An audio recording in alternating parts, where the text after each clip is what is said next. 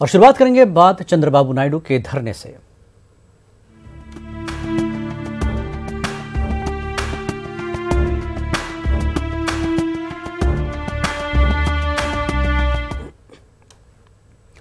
दिल्ली में वाक़ई आंध्रा भवन में चंद्रबाबू नायडू की एक रोजा भूख हड़ताल में अपोजिशन पार्टियों के कई अहम लीडरान ने शिरकत की। मोदी हुकूमत के खिलाफ इत्तेहाद का मुजाहरा किया। इस प्रोग्राम में साबिक वजीर आजम मनमोहन सिंह, सदर Congress Rahul Gandhi, Mulayam Singh, Sharad Yadav, Kejriwal, D O'Brien, Farooq Abdullah, Shiv Sena leader Sanjay Raut और दीगर ने शिरकत की और नायडू और एपी अवाम से इजहार यगानगत किया। वाज़ेह के चंद्रबाबू नायडू एपी को खुसूसी दर्जा देने की मांग करते हुए एक रोजा एहतजाज पर हैं।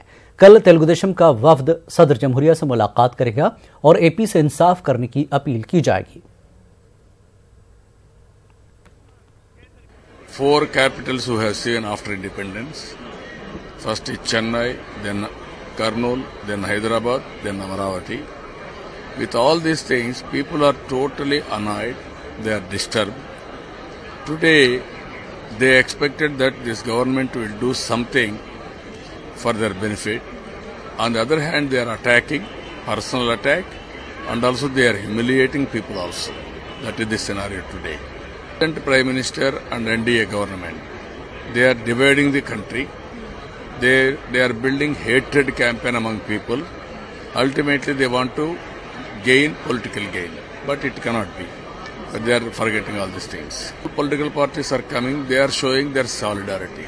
We are able to muster nation support. We are able to communicate people in the country. Injustice has been done to Andhra Pradesh. This is the 2 biggest achievements we are able to do. And also we are able to expose the present Prime Minister and also NDA government. They have done injustice. Now our people are confident. Either today or tomorrow they will get special status and also justice.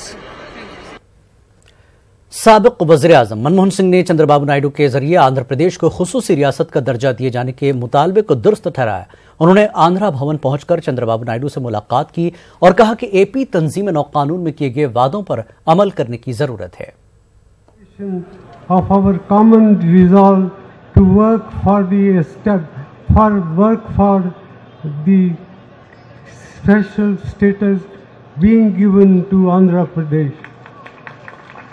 This is a demand which had the unanimous support of all political parties when the matter was discussed in Parliament during the previous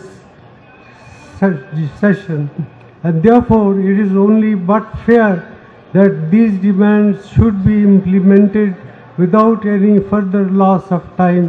I therefore stand as an act of solidarity with Shri Chandrababu Naidu and the people of India for reaffirming their rightful place in the committee of our country. Congress सदर राहुल गांधी ने चंद्रबाबू नायडू के साथ इजहार यगानगत किया। उन्होंने कहा कि वो एपी अवाम के साथ खड़े हैं। राहुल ने सवाल किया कि मोदी कैसे वजीर आजम हैं, क्या हुआ वादा पूरा नहीं किया। राहुल ने कहा कि मोदी जहां जाते हैं वहां एक झूठ बोलते हैं। The Indian government, the Prime Minister's post, has made a commitment to the people of Andhra Pradesh, and this Prime Minister does not fulfill the commitment that is made to the people of Andhra Pradesh. Is Andhra Pradesh not part of this country? So how dare he not fulfill this commitment? I stand with you. I stand with the people of Andhra. Mr. Narendra Modi, wherever he goes to Andhra Pradesh, he lies about special status. He goes to the northeast, he tells another lie over there. He goes to Maharashtra, he tells another lie over there.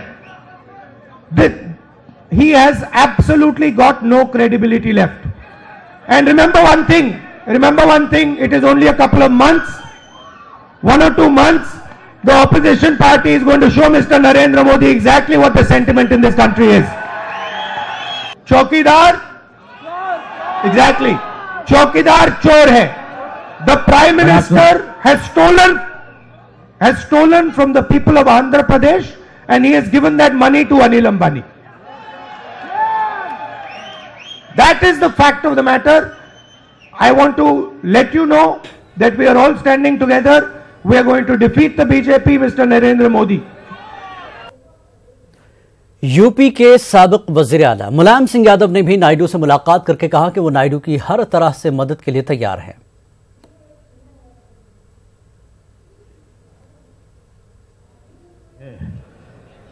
हर संघर्ष में हम नायडू साहब का समर्थन करते थे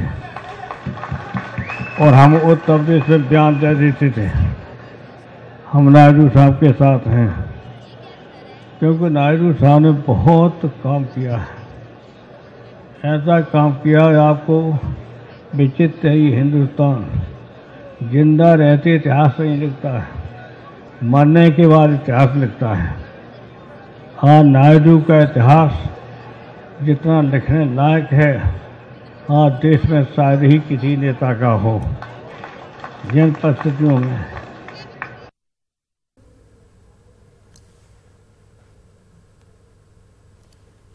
NC leader Farooq Abdullah ने मरकजी हुकूमत को तनकीद का निशाना बनाया और कहा कि मजहब के नाम पर आवाम को तकसीम किया जा रहा है। वो विश्व के राम है, वो सिर्फ हिंदुओं के राम नहीं है। ये जो गलत फहमी ये पैदा करते हैं तो वो सिर्फ हिंदू के राम है, वो हिंदू के राम नहीं है। इन्होंने वो पढ़ा ही नहीं है, खुद नहीं पढ़ा है। दूसरी बात आपसे कहूँगा, हम मुसलमान अल्लाह को कहते हैं रब्बुल आलमीन, कभी नहीं कहा रब्बुल मुस्लिमीन कि वो सिर्फ मुसलमानों का रब है, कि नहीं कहा। कोई माने या ना माने या मुस्तक है। Not at this way the way you are doing it, that is not the way of strengthening India. You have to strengthen everybody, the poor, the rich, the middleman, everyone has to be respected.